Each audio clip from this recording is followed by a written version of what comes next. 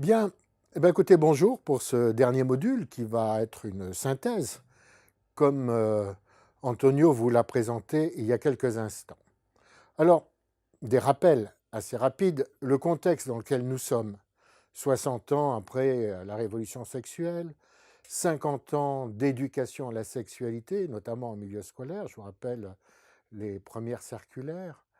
Notre génération a donc progressé sur le plan de la santé sexuelle et reproductive, fort heureusement, avec de très bons indicateurs. 82% des femmes sont sous contraception, 80% des jeunes utilisent un préservatif au moins dans les premiers rapports sexuels avec un nouveau partenaire, et 80% des hommes et des femmes déclarent une sexualité satisfaisante en France. Toutefois, les indicateurs concernant la sexualité en France restent alarmants et persistants. En effet, globalement, un tiers des grossesses sont non prévues. Un cinquième des femmes a eu son premier rapport sexuel sans désir.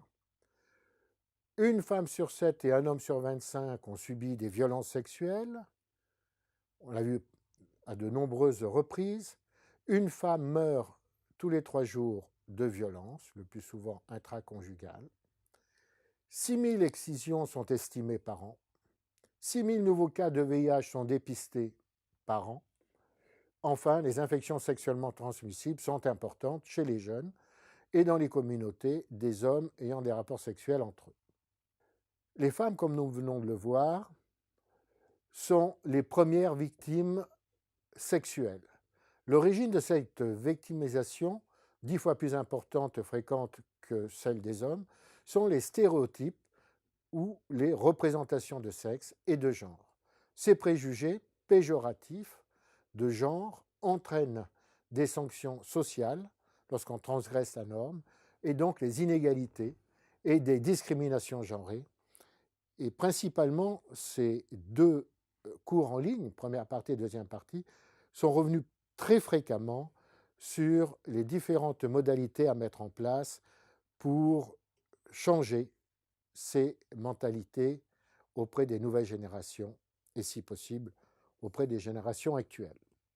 Un environnement mondial qui interfère sur nos comportements sexuels et les font évoluer. En effet, l'internationalisation et l'immédiateté des informations par les médias agit sans réflexion ni critique sur nos jugements et nos émotions. L'immigration multiple entraîne des chocs culturels.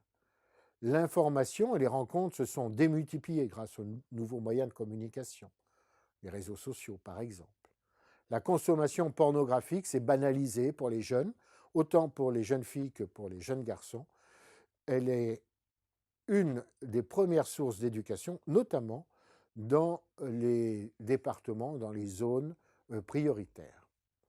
Ces médias et leur contenu incitent à une évolution des mœurs sexuelles. Par exemple, en diversifiant l'entrée dans la sexualité, en diversifiant les types de couples, en favorisant une plus grande liberté d'expression qui ont un impact sur les épidémies persistantes du VIH et des infections sexuellement transmissibles, ou l'augmentation des déclarations, des plaintes et abus sexuels sans consentement ni réciprocité dans les rapports sexuels. Sur cette diapositive, nous parlerons des définitions internationales des Nations Unies, de l'UNESCO, de l'OMS, du Conseil de l'Europe et en France d'organismes comme le Haut Comité d'éthique. Elles ont évolué et sont soumises à des critiques devant des sexualités non pathologiques et n'entraînant pas de troubles, dont les normes sont diversifiées sous l'influence de cet environnement mondial. La classification, la DCM5, publiée en 2013, et puis celle de la classification internationale de l'OMS, la CIM 11, qui sera publiée en mai 2018, font évoluer les définitions et repenser les interactions entre ces différents mots.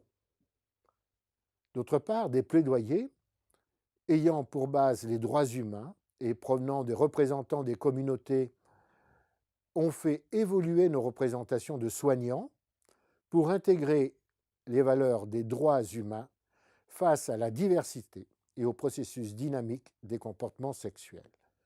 La plupart de ces mots se retrouvent avec des définitions dans le glossaire qui sont les définitions internationales dans lesquelles on peut émettre donc des nuances et des critiques au regard de notre évolution.